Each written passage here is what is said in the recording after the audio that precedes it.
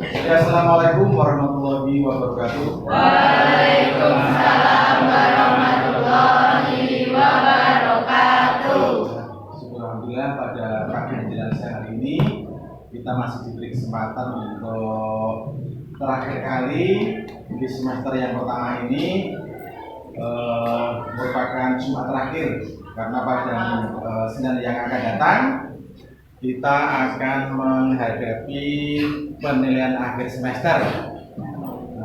Namun sebelum saya mulai, mari kita baca doa dulu bersama-sama. Sebelum belajar mulai, kita mulai dengan doa, berdoa mulai.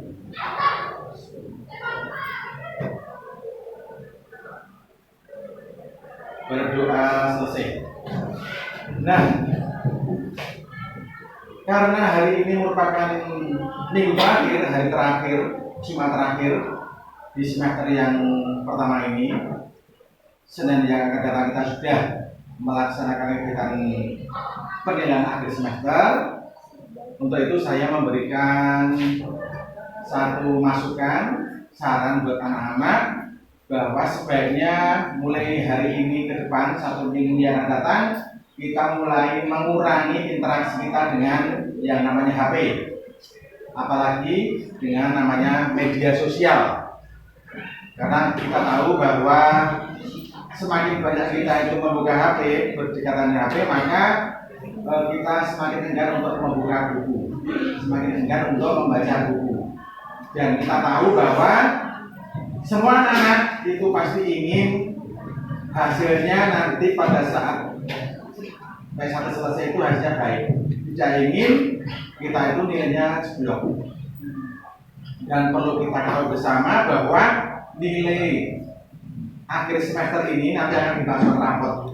Dan salah satunya adalah dia menjadi syarat untuk masuk ke tingkat selanjutnya, baik SMA maupun SMK. Jadi semester 1, semester 2, semester 3, 4 sampai 5 itu nanti akan dimasukkan dalam persyaratan pendaftaran di sekolah yang lebih tinggi lagi. Untuk nilai itu nanti akan disandingkan, akan dibandingkan dengan para siswa yang lainnya daftar. Kalau nilai kamu jeblok, ya tentu kita akan mendapatkan bisa jadi kita nggak diterima di sekolah tersebut. Saya tahu kalian pasti ingin memilih sekolah yang kamu sukai. Kita tahu bahwa di Purwantoro Mojokerto ini hanya ada 4 sekolah negeri, ya. Yang mana 4 sekolah negeri itu daya tampungnya terbatas, sehingga kamu harus berkompetisi, harus bertarung. Salah satunya melalui nilai rapot ini. Nah, oleh karena itu, mulai hari ini kita harus mengurangi kegiatan kita, interaksi kita dengan media sosial. Nah, kebetulan untuk mereview pelajaran-pelajaran yang telah lalu, saya ingin mengulang kembali tentang pentingnya menggunakan media sosial. Apa sih media sosial itu? Media sosial itu merupakan sebuah platform yang digunakan untuk berkomunikasi. Berkomunikasi dengan siapa? Dengan sesama kita. Bisa menggunakan platform Facebook, bisa menggunakan WhatsApp, bisa menggunakan TikTok, bisa menggunakan Instagram, Telegram, dan sebagainya. Nah, semakin banyak kita itu berinteraksi dengan media sosial, itu lama-lama juga bikin kita kecanduan. Jadi termasuk saya kecanduan, tapi bukan kecanduan media sosial. Saat ini saya kecanduan yang namanya coding dan AI.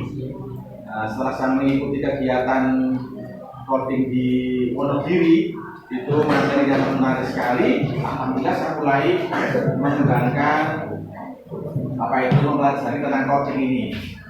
Saat ini saya sudah membuat 3 desain yang nanti akan saya serahkan kepada Bapak Kemas. Nah, mengenai media sosial itu dampaknya ada 2. Yang pertama namanya dampak positif, yang kedua dampak negatif. Positifnya apa? Dengan media sosial kita bisa berinteraksi dengan orang lain, kita bisa menggunakan media sosial itu untuk mencari literasi tentang pelajaran kita, tukar-menukar informasi lewat teman menggunakan media sosial itu bagus sekali.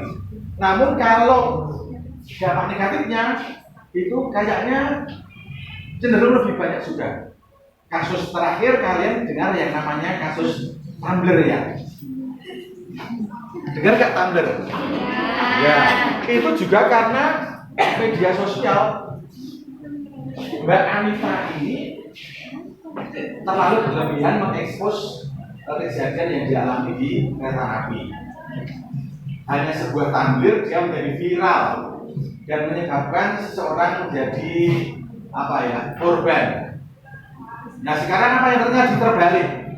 Karena para netizen kemudian ternyata membela korbannya, dan Mbak Anita itu sekarang menjadi bulan-bulanan di media sosial. Itu kenapa?